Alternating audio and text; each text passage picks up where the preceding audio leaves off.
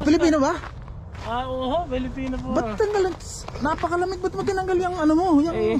Magme-medyas sana ako eh. Dahil... Andyan sa bag mo? Opo, andito sa bag.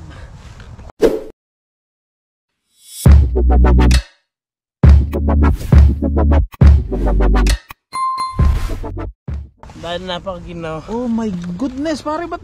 Ay, Ang pangalan mo? Namumulit lang tayo ng mga basura sa ano, mga bukas na. Pwede pa naman kainin niya. Ano pangalan mo? Ano naman yan? Ako po si Joey De Guzman. Tapos may tubig. Inom lang, nauhaw po tayo sa paglalakad. Ay, Kalkal ng basura eh. Nakapagbasura ka na? Ay, opo, ito. Nagbenta ka na? Ano yan? Hindi pa po. Kalakal pala. Ito peanut butter na iyon. Bukas na pero...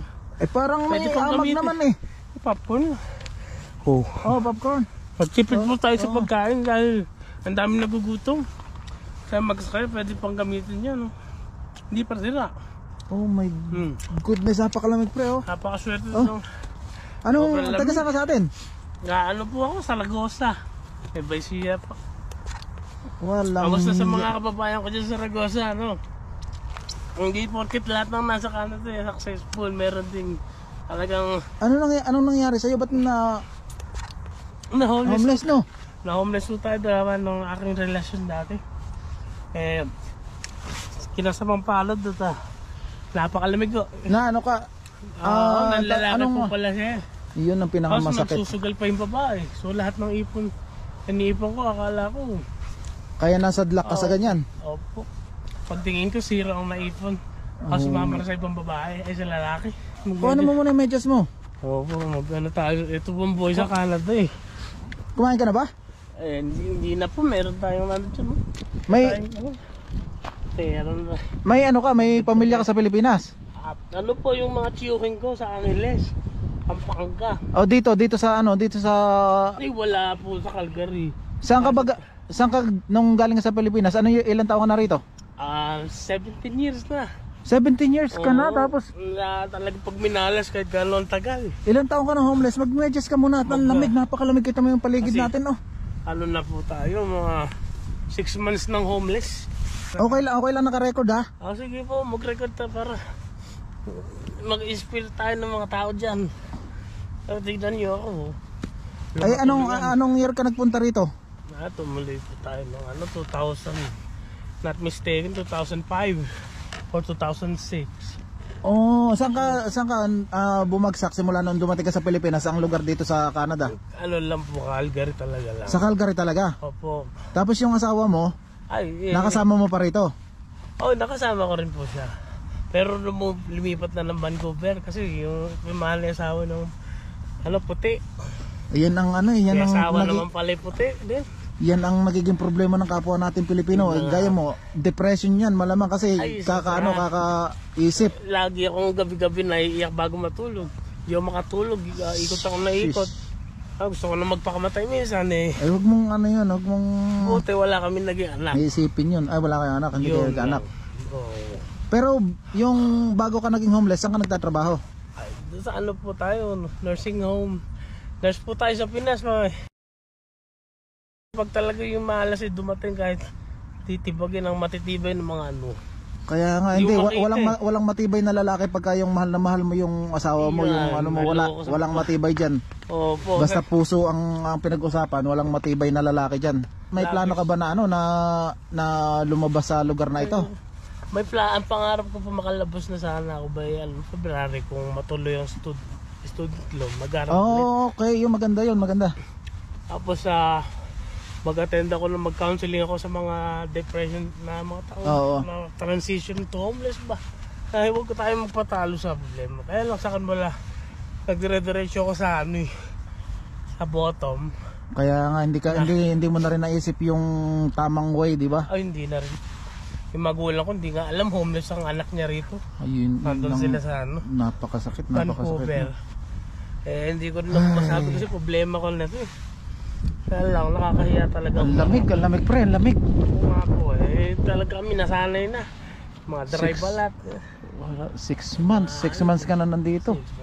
Pero sana, yung mga plano mo, pag sa tingin mo talagang tama at makakatulong sa'yo, why not? Go for it. Gawin, opo, yun nga. Hindi ko susubukan. Palagi ko lang isipin o ano. Basta yung positive tayo. Din. Ano naman ang bag mo? Walang ano dyan? Ano yung mga ano lang yan. Mga paso-paso lang. Yung mga pang... ay, may mga ano ka dyan, may mga papeles. Ay, opo. Huwag mong iwawala yung mga papeles mo, yan ang pinaka-importante sa lahat. Oo nga po. May medyas ka pala. Magano tayo, bonnet kasi. Masyadong lamig ng ano. Minsan na hypothermia, namamatay rito sa Calgary mga kababayan.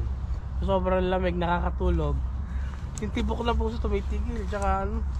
Hindi na sila nagigising, pinapa-ambulance na. Ito guys, yan yung paligid natin ngayon. Tapos meron din dito homeless mga kababayan. Ang homeless, alam pinipiling lugar. Kaya nga. Pero naglalakad-lakad ka.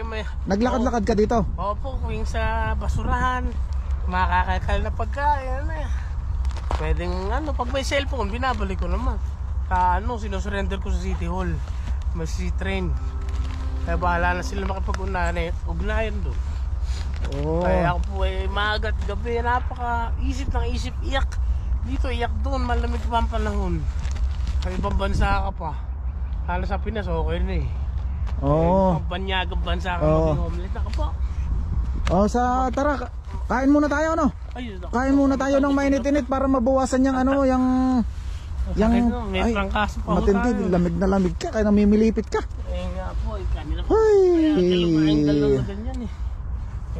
Ito, ang mahirap. Ito ang pinakamahirap na yung makikita mo yung kababayan mo na nandito sa lugar na talagang nakikipagpatentero sa alam mo yun. Parang ganoon. Kasi napakalamig. Napakalamig, hindi ka sigurado kung anong bukas meron ka. Totoo po yan. Katunayan po yun dito. Sa Pinas, kalaban mo lang, hirap. Dito, lamig. Kaya nga, yung weather ang kalaban mo talaga dito, lalo pagka ganyan. Okay lang naka-record ha? Okay lang. Record nyo na hindi porket nasa ibang bansa kita, tayo. Hindi na tayo ano yan, pinulot mo? Itapon mo na yan. Sigarilyo, mamulot tayo na. Itapon mo na yan. Sus. Tara. Yan guys, kakain muna tayo. Kain po muna tayo. Para mabawasan naman yung sobrang lamig ng nararamdaman natin. Sige, kakain tayo. Salamat. Okay.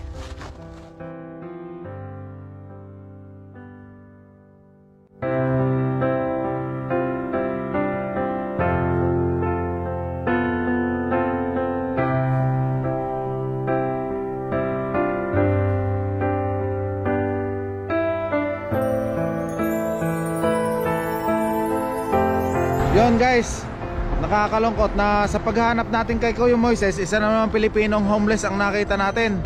Pero sabi niya 6 months pa lang siyang homeless, kaya malaki pa ang chance na maisalba natin siya. Sana matulungan natin siya, yun lang. Thank you.